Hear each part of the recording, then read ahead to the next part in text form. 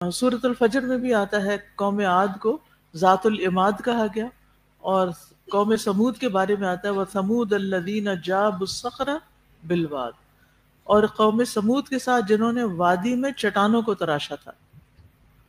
اور جابو کا لفظ جو ہے نا جیب سے ہے، اس میں بھی کپڑے کو کاٹا جاتا ہے نا، جیب جو بناتے ہیں آپ اندر ہاتھ ڈالنے کے لیے، تو انہوں نے بھی اندر سے تراشا تھا ان کو، یعنی کاٹا تھا۔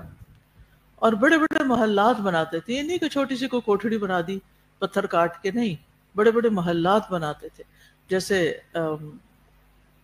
قرآن مجید میں سورۃ الاعراف میں آتا ہے تتخذون من سہولها قصورا، کہ تم ان کے میدانی علاقوں میں بڑے بڑے محلات تعمیر کرتے تھے، قصور قصر کی جمع ہے۔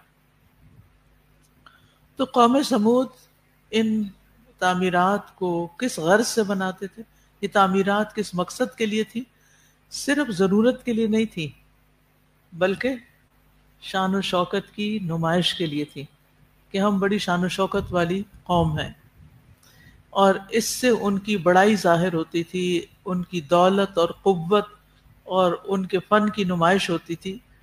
یعنی کوئی حقیقی ضرورت بھی نہیں تھی، یعنی کچھ کام وہ ایسے کرتے تھے کہ جن کی ضرورت نہیں تھی، اور پھر ایسی چیزیں بنا کر وہ بڑے خوش ہوتے اور اپنی مہارت کا اظہار کرتے، اپنے فن کا اظہار کرتے تھے۔